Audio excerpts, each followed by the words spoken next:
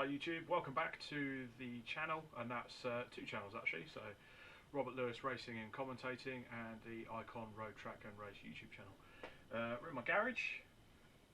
It's time to do some work on the car. Now, the garage is very cluttered. In about a week I'm changing jobs and I've just been sorting out some bits for that. I've also, well, I'm not going to show you the mess that's on the, yeah, you don't want to see the mess that's over here. However, what I want to talk to you about today is the thermostat housing on this bloody thing, because it's doing my head in. It has been for 2 seasons, and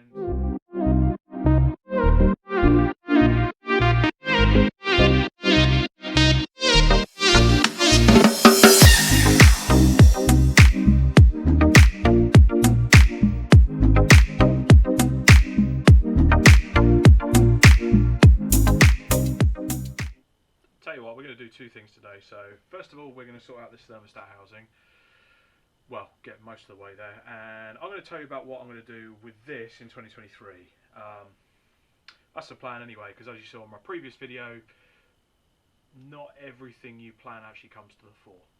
That's just one of those things. But yeah, definitely a lot is going to happen with this car. A lot. Yeah, we're gonna make some changes, and actually, let me show you around this engine bay first, because it's a well put together engine.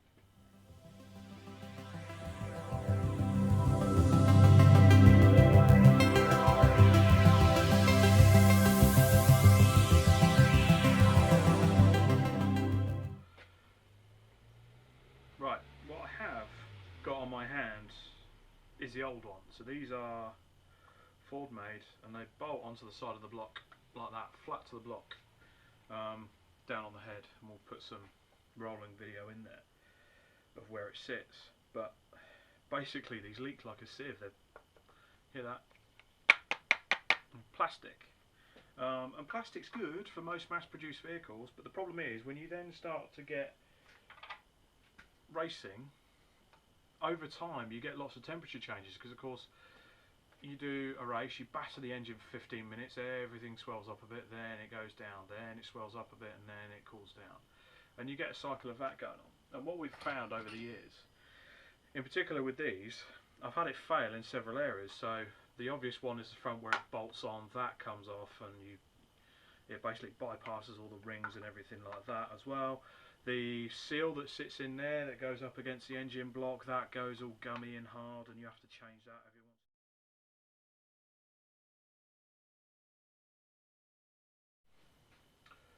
But yeah, I thought you couldn't buy these anymore in cast or aluminium, but there is a company in Turkey that does, but it's only the main body. So I bought the main body, and then up near Basingstoke in a little village called Oakley, there's a guy called Nigel who runs Bespoke Engineering, and he actually makes full custom billet thermostat housings for these. They're about 300 quid, so it's a bit tight on the price range. I'm a budget racer, and I'd already bought at this time, the aluminium main housing anyway. And it turns out the one that I've bought is actually a derivative of an early Ford thermostat housing that was cast aluminium. So if you're lucky enough out there, all the Ford Focus owners, anyone with a Z-Tech, if your thermostat housing's leaking and you can get yourself an early Mondeo one, or maybe a Ford Orion, basically a silver top Z-Tech engine, if you can get a thermostat housing off of that, keep it, because they are rare as rocking horse poo.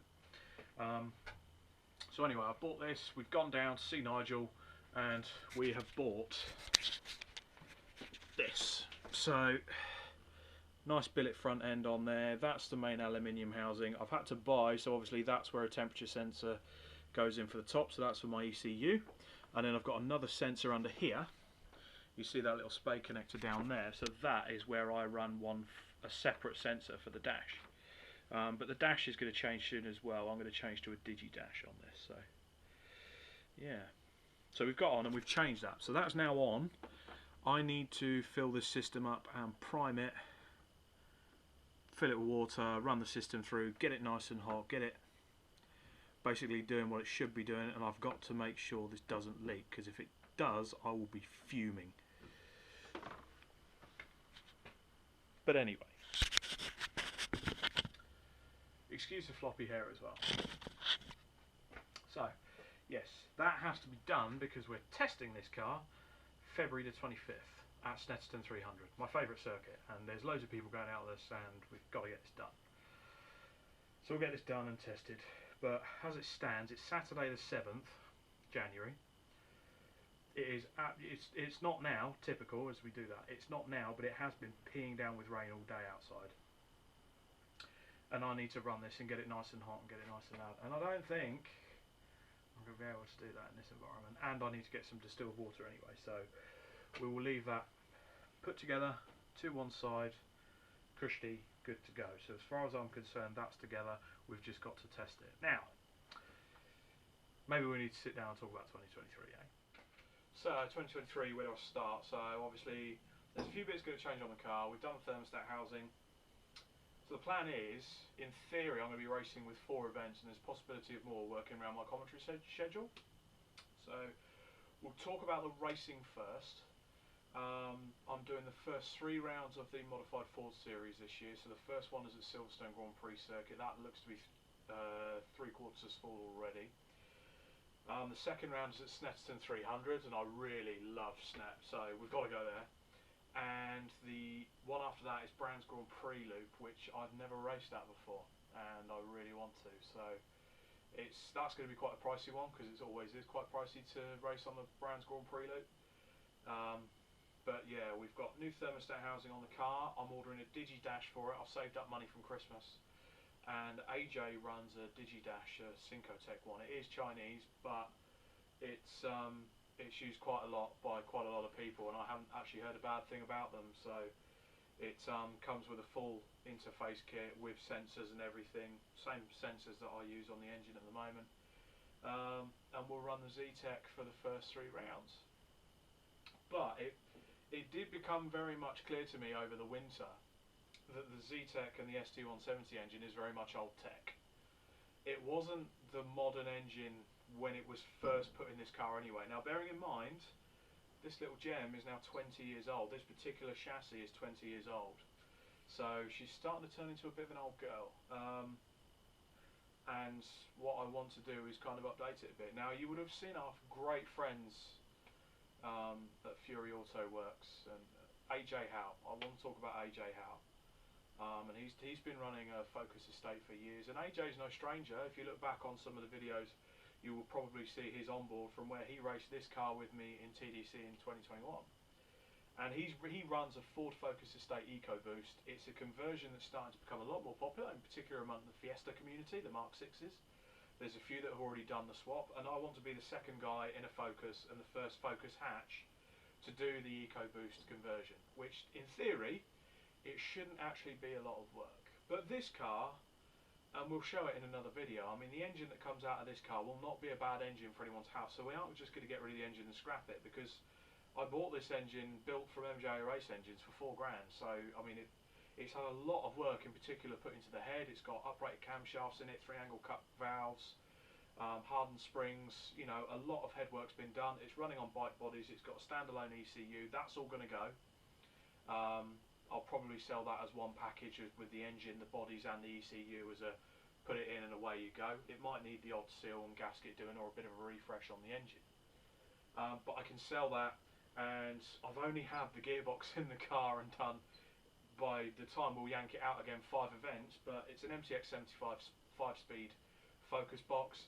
That'll be coming out with a plated diff and a final drive in it, so that'll be worth a good bit of money as well. And we're going to put that money towards getting the EcoBoost conversion done. Now, the big thing for me is my summer is full of commentating, so I've got 8 rounds with the C1s. Yet to finalise it, but I am going over to do some work in Ireland. I've got a lot of work with Icon. You know, my spare time is going to be taken up with Icon, and my new job, which, I mean, there's a big hint here, but you'll see some more information on it soon enough. My new daytime job is going to be doing the social media for a particular vehicle recycling brand. So I'm going to be quite busy. And the problem is, to do a conversion like that, I need to get everything up together. First of all, the engine, it will need to go to Andrew, because I need him to put a block modification in it. Because if you run them with quite high boost, it can make the liners in them warp, and then they crack and they go bang, and you don't want that. Um, so there's a lot still to do this conversion, and of course the gearbox in it, I want a plated diff in it, and I'll want a final drive. I'm going to keep the 15-inch setup because it works well with the likes of Kester Cook and David Guthrie. They run the engine with 15-inch rims, and it's back to a 6-speed box. So, and it's a lot better ratios. So, yeah, I'm really looking forward to that. And the other thing as well, you have to weigh it up against each other. Now, this runs about 210 horsepower, and as I said earlier, it cost me about £4 to have built.